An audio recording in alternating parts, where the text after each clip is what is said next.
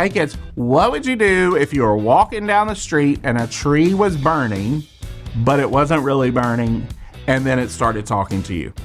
Well, let me tell you what Moses did. It comes from the book of Exodus. One day, while Moses was caring for his sheep, an angel of the Lord appeared to him in a flame of a bush that was on fire. Moses saw that although the bush was on fire, it did not burn up. He decided to take a closer look at the amazing sight.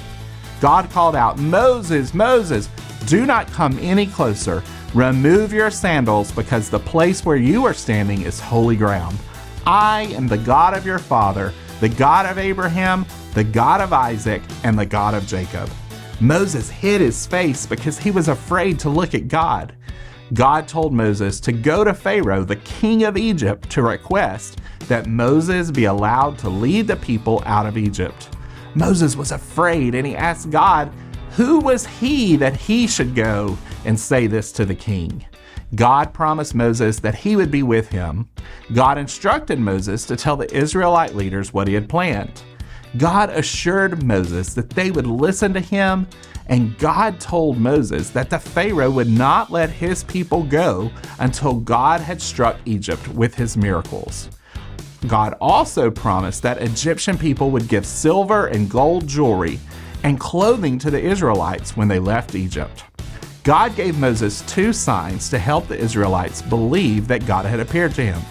First, God turned Moses' staff, that's like a cane, into a snake, and then back into a staff. God made Moses' hand diseased, and then he put it inside his robe, and it cured it. Finally, God told Moses that if the people did not believe the first two signs, Moses was to take water from the Nile River and pour it on the ground, where it would become blood on the ground. Moses was still worried about approaching the Pharaoh since he was not good at speaking. He said, "Please, Lord, send someone else." God told Moses that he was the one to go to Pharaoh and that he would send Moses' brother Aaron with him. God promised Moses that he would help them know what to say and what to do. Jesus taught us about faith and trust and obedience to God. Moses and Aaron had to obey God, and Jesus showed us even more about what that meant. Joshua 21:45 says, "Not one of all the Lord's good promises to Israel failed."